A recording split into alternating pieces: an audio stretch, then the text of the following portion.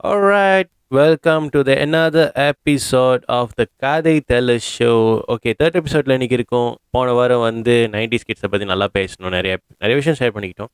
இந்த வாரம் வந்து கொஞ்சம் கிறிஸ்பாக கொஞ்சம் ஃபெக்சுவலான ஒரு விஷயத்த நான் பேச போகிறேன். அண்ட் வந்து இது ரொம்ப பேருக்கு தெரியாத ஒரு விஷயமா இருக்கும். தென் தெரிஞ்ச விஷயத்த கொஞ்சம் பிரேக் டவுன் பண்ணி பார்க்க போகிறோம்.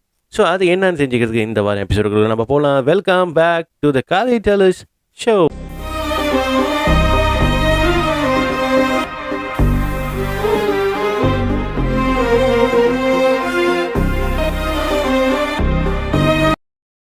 2009 China. Zheng Yuming and Liang ரூபோன்னு இரண்டு நண்பர்கள். அது இரண்டு பேருமே entrepreneurs and also software engineers. இவங்க ரெண்டு பேரும் சேர்ந்து 99 ஃபேங் அப்படின்ற ஒரு புது சர்ச் என்ஜினை சைனாவில் அறிமுகப்படுத்துகிறாங்க. இந்த சர்ச் என்ஜினோட வேலை என்னன்னு பார்த்தீங்கன்னா, ரியல் எஸ்டேட் சம்மந்தப்பட்டமான விற்பனை, வியாபாரம், இதில் சம்மந்தப்பட்ட மக்களை கனெக்ட் பண்ணுறதுக்காக ஒரு பிளாட்ஃபார்மாக இந்த ஒரு சாஃப்ட்வேர், அதாவது இந்த ஒரு சர்ச் என்ஜின் செயல்பட்டு இருக்கு. இந்த சர்ச் என்ஜின் வந்து அப்போதைக்கு ஃபோனில் இல்லை. 2009 ஸ்மார்ட் ஃபோன்ஸ் அவ்வளோ பிரபலமாக ஆகலை. ஸோ அவங்க என்ன பண்ணுறாங்கன்னா, இது வந்து வெறும் இணையத்து மூலயமா ஆளுங்களை வந்து தொடர்பு கொள்றதுக்கு ஈஸியாக இருக்கணும் அப்படின்னு சொல்லி இந்த ஒரு சர்ச் என்ஜினை அவங்க டெவலப் பண்ணுறாங்க. 2009 2012 வரைக்கும் நல்ல அந்த சர்ச் என்ஜின் வேலை செஞ்சுட்டு இருக்கு. அதில் பாசிட்டிவ் ஃபீட்பேக் நிறையா வருதுன்னு சொல்லி இவங்க அடுத்த கட்ட நிலையில் என்ன யோசிக்கிறாங்க பார்த்தீங்கன்னா, குளோபலைசேஷனில் ஸ்மார்ட் ஃபோன்ஸ் வந்து ஆக்டிவ் ஆகிட்டு இருக்கும் போது நம்ம ஏன் அதுக்கு ஏற்ற மாதிரி புதுசாக ஒரு ஆப் வந்து கிரியேட் பண்ணக்கூடாதுன்னு சொல்லி அவங்க யோசிக்கிறாங்க. 2012 ரொம்ப சக்ஸஸ்ஃபுல்லாக அவங்க ஃபர்ஸ்ட் ஆப் கிரியேட் பண்ணுறாங்க. அந்த ஆப்புக்கு ஒரு பேரை வைக்கிறாங்க. அது பேர் தான் நெய்ஹான்.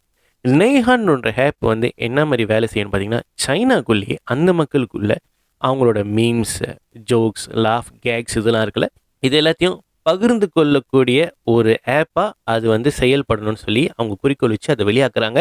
இந்த ஆப் நல்லபடியாக வேலை செய்யுது. மக்கள்கிட்ட அது நல்லா கனெக்ட் ஆகுது. அப்போ அவங்க மறுபடியும் என்ன யோசிக்கிறாங்கன்னா, அது பொதுமக்கள் எல்லாருமே உபயோகிக்கிற ஒரு விஷயமா இருக்கணும் அப்படின்னு சொல்லி அவங்க என்ன செய்கிறாங்க பார்த்தீங்கன்னா, புதுசாக ஒரு ஆப்பை டெவலப் பண்ணுறாங்க. அந்த ஆப் பேர் தான் தவ்த்யாவ். இந்த தவ்த்யாவ்ன்ற ஆப் வந்து எப்படி அவங்க கண்டுபிடிக்கிறாங்க பார்த்தீங்கன்னா, இதுக்கு முன்ன உள்ள ஆர்என்டியில் வெறும் algorithm and big data search மூலயமா இது நம்ம செஞ்சால் கரெக்டாக வரும்னு சொல்லி அவங்க அதை டெவலப் பண்ணுறாங்க. இப்போ அல்கோரிதம் எப்படி வேலை செய்யணும்னு பார்த்தீங்கன்னா, உங்களுக்கு வந்து இப்போ லெட்ஸே இன்றைக்கி வந்து ஒரு ஆப்பை திறக்கிறீங்க. அதில் வந்து நீங்கள் வந்து ஸ்பாட்ஸ் நியூஸ் தான் பார்க்கணும். 2 வாட்டி சர்ச் பண்ணிவிட்டு ஃபுல்லாக ஸ்பாட் நியூஸை நீங்கள் பார்த்துட்டு இருந்தீங்கன்னா, உங்கள் டேட்டா நீங்கள் என்ன மாதிரி விஷயத்தை பார்க்குறீங்க, என்ன மாதிரி டேக்ஸ் நீங்கள் யூஸ் பண்ணுறீங்க, இதெல்லாம் பார்த்துட்டு உங்களுக்கு அதே மாதிரியான விஷயத்தை மட்டுமே அது ஃபீட் பண்ணிக்கிட்டே இருக்கும். ஸோ இந்த கான்செப்டில் தான் இந்த ஆப் அவங்க டெவலப் பண்ணுறாங்க. இது ரொம்ப சக்ஸஸ்ஃபுல்லாக போயிட்டுருக்கு.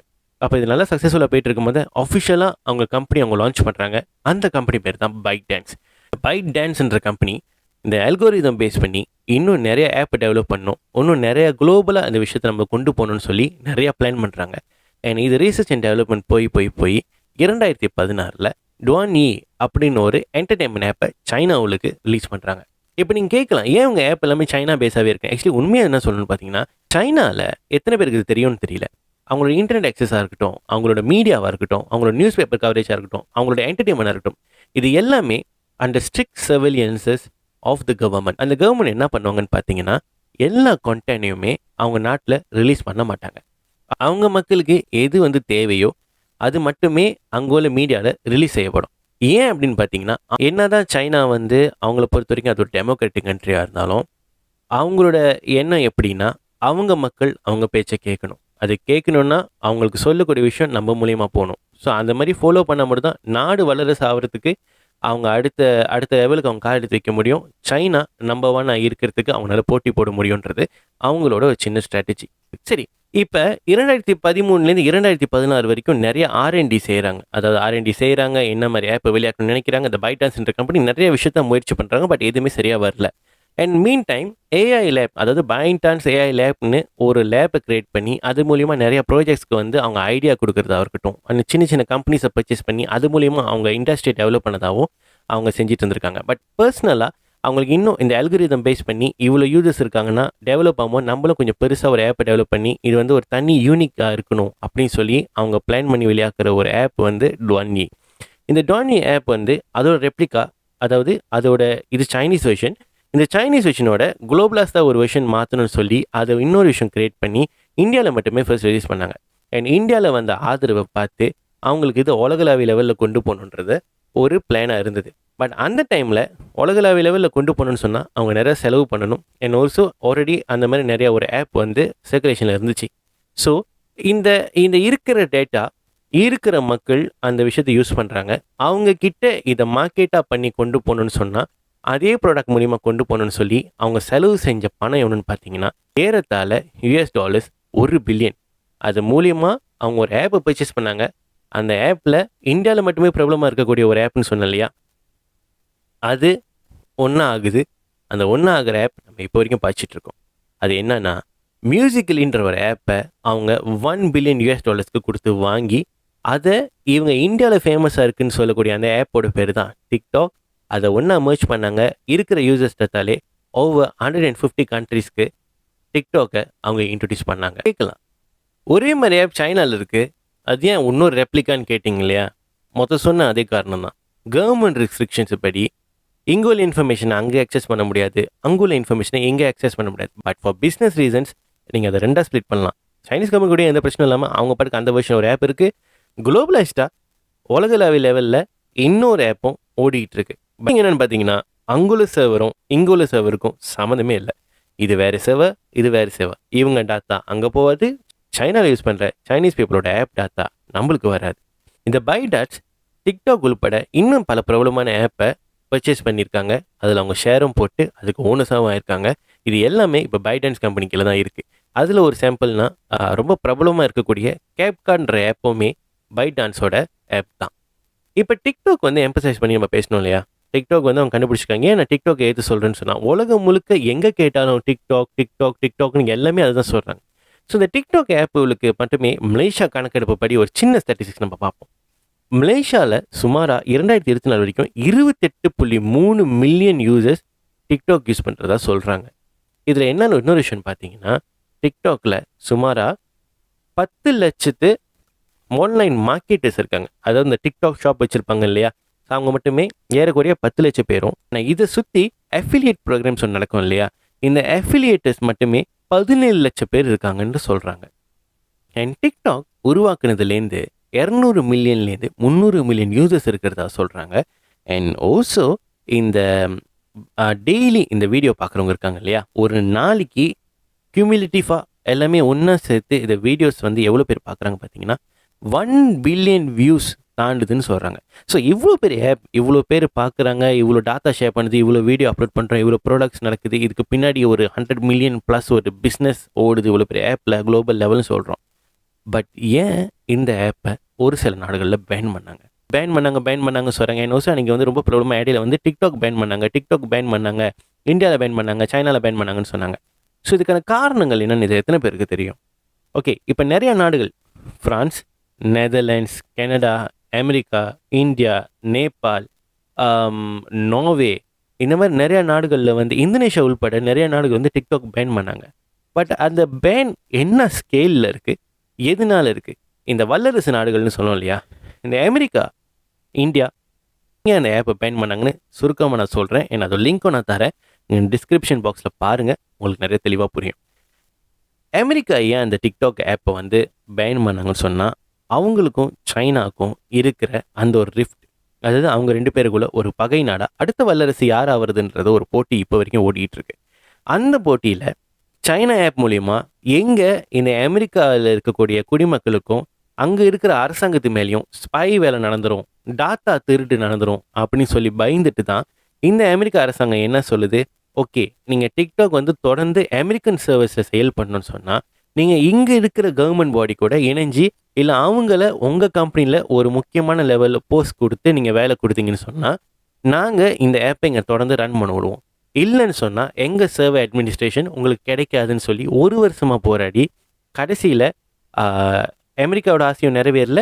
பைடான்ஸ் அங்கே அமெரிக்காவில் வந்து ஒரு பெரிய லெவலில் வரணும்னு நினச்ச ஆசையை நிறைவேறாமல் என்ன ஆகுதுன்னு பார்த்தீங்கன்னா அமெரிக்க அரசாங்கம் அதை தடை பண்ணுறாங்க. ஃப்ரான்ஸ், நார்வே, ஜெர்மனி இந்த மாதிரி பல ஊருக்கு சொன்னேன் இல்லையா, இதில் எல்லாமே ஃபுல் ஸ்கேல் பேன் இல்லை. பொதுமக்கள் யாரெல்லாம் அந்த ஆப்பை பாய்க்கணும்னு நினைக்கிறோமோ உங்கள் இஷ்டத்துக்கு நீங்கள் பாய்க்கலாம்.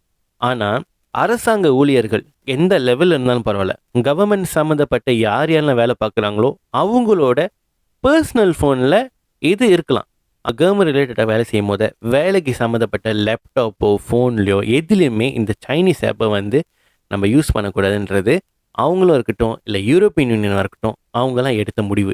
ஏன்னு சொன்னோமா எல்லாருமே பயந்தது இந்த டாட்டா டெஃப்ட் என்னென்னு பார்த்தீங்கன்னா அந்த ஊரில் இருக்கக்கூடிய மக்களோட டாட்டாவை எடுத்து நம்ம என்ன வேணால் மெனிப்புலேட் பண்ணலாம், அது என்ன வேணால் நம்ம நாட்டுக்கு எகென்ஸ்ட் நம்ம யூஸ் பண்ணலாம்.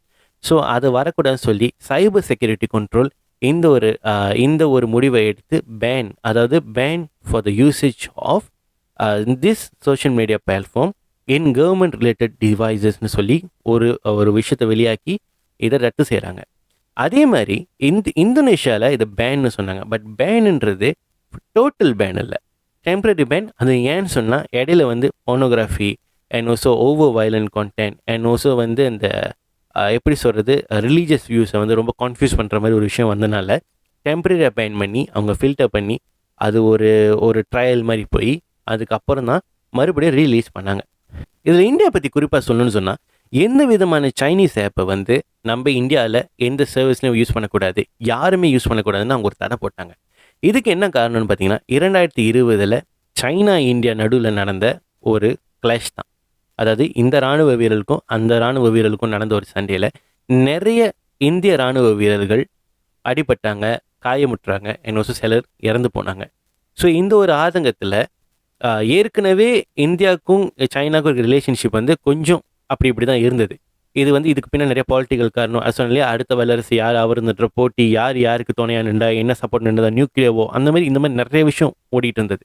இது வந்து தனியாக ஒரு வேறு பதிவில் நான் இன்னும் தெளிவாக சொல்கிறேன்.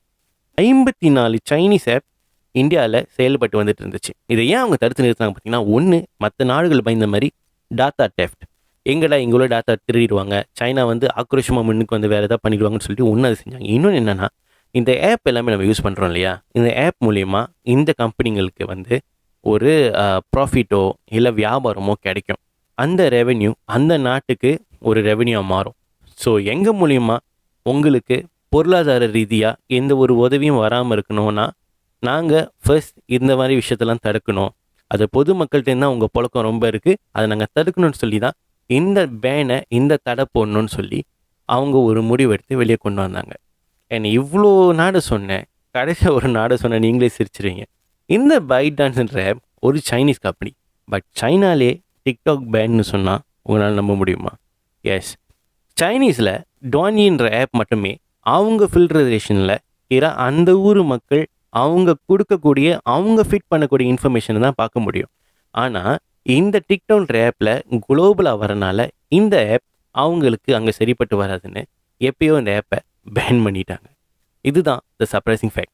ஸோ இதனால் நம்ம யூஸ் பண்ணிகிட்டு இருக்கக்கூடிய இந்த சமூக வலைத்தளங்களில் அது ஒரு ஆப்பாக பார்க்குறோம், அது இருக்க ஃபீச்சர்ஸை பார்க்குறோம். பட் அதுக்கு பின்னாடி இருக்கக்கூடிய டெவலப்பர்ஸ், அவங்களோட விஷன் அண்ட் மிஷன், அதுக்கு பின்னாடி இருக்கக்கூடிய அரசியல், அதில் இருக்கிற டாட்டா, அது எவ்வளோ இம்பார்ட்டன்ட், ஏன் ஒரு நாட்டில் ஒரு ஆப் கிரியேட் பண்ணணும்னு சொன்னால் இவ்வளோ ரெஸ்ட்ரிக்ஷன்ஸ் இருக்குன்றத ஓரளவுக்கு இந்த பதிவை பார்த்து நீங்கள் புரிஞ்சிருப்பீங்கன்னு நினைக்கிறேன். இந்த பதிவு எப்படி இருந்துச்சுன்ற உங்களோட அந்த கருத்து இந்த கீழே காமெண்ட் செக்ஷனில் ரொம்பவும் வரவேற்கப்படுது. Till I meet you in the next episode, உங்களிடம் விடைபெறுவது நான் உங்கள் கவினேஷ் SR. மீண்டும் இது உங்கள் த கதை டெல்லர்ஸ் ஷோ.